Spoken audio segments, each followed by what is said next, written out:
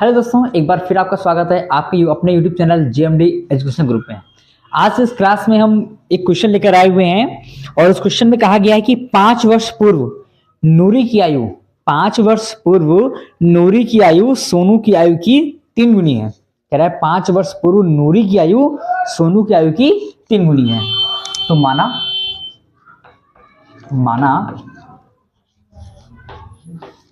नूरी की आयु बराबर x और सोनू की आयु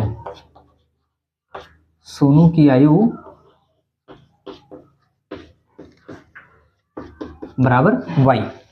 अब क्वेश्चन में आगे बढ़ते हैं। कह रहा है कि 5 वर्ष पूर्व नूरी की आयु सोनू की आयु की 3 गुनी है। तो कह रहा है 5 वर्ष पूर्व यानी कि x माइनस 5 वर्ष पूर्व y माइनस 5।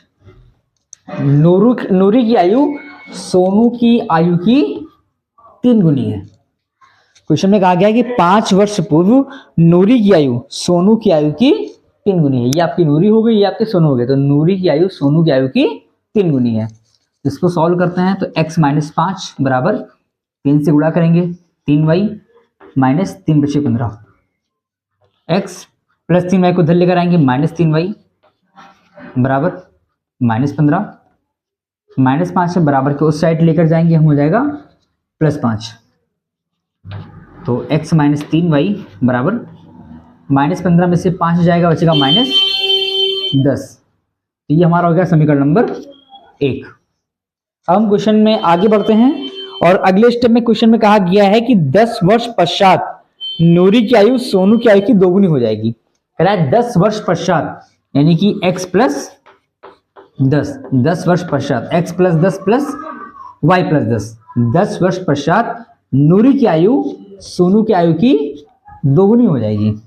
तो x प्लस 10 बराबर 2 से गुणा करें 2y प्लस 2 दाम 20।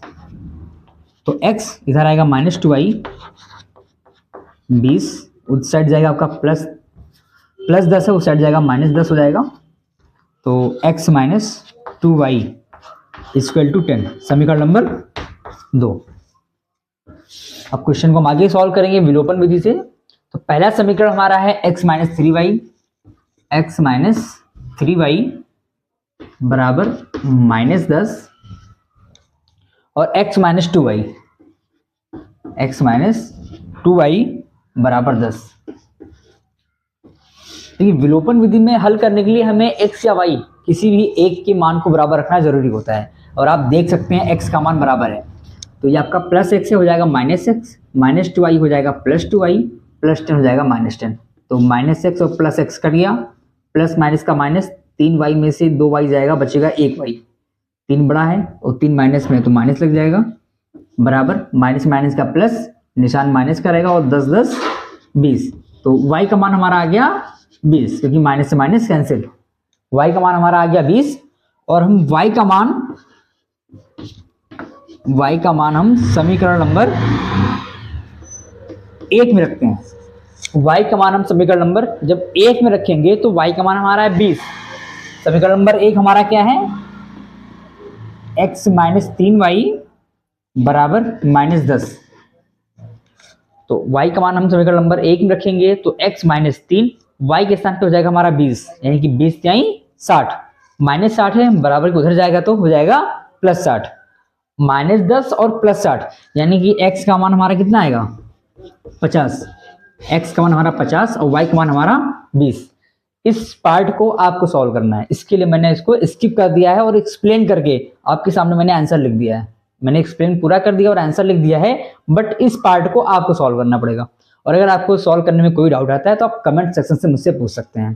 Thank you.